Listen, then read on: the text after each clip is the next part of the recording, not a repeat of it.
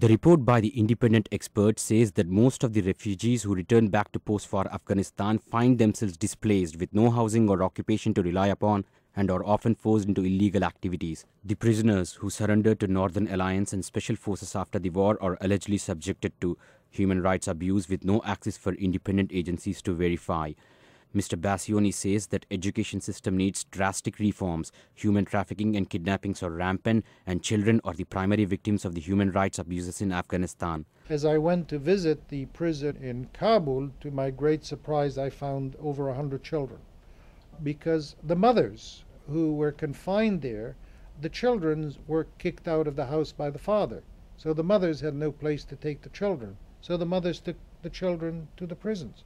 So now you have an entire group of young kids who are going to grow up in a prison, but they're living in extremely cramped facilities.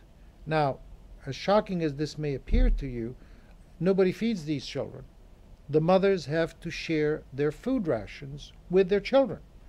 And it's totally incomprehensible that nobody is paying attention to such a basic, obvious, and easy to resolve human problem. The independent expert also focused on the deplorable condition of women in tribal areas who are often convicted with no consideration for the criminal code. Most of the women convicted by the tribal judges are either convicted because they are taking the blame for a male member of the family who committed a crime.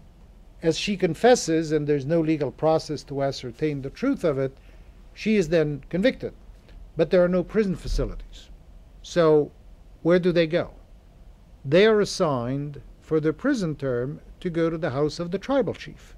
The tribal chief literally uses these women as slaves in every respect. Imbalances in military control, economy and governance are also having direct and significant impact on all the human rights situation in Afghanistan. There's some broader, bigger issues that deal with the overall security, with the drug lords, with the drug trafficking, with establishing a banking system, all of which is important to create the proper climate for economic development and for establishing the rule of law.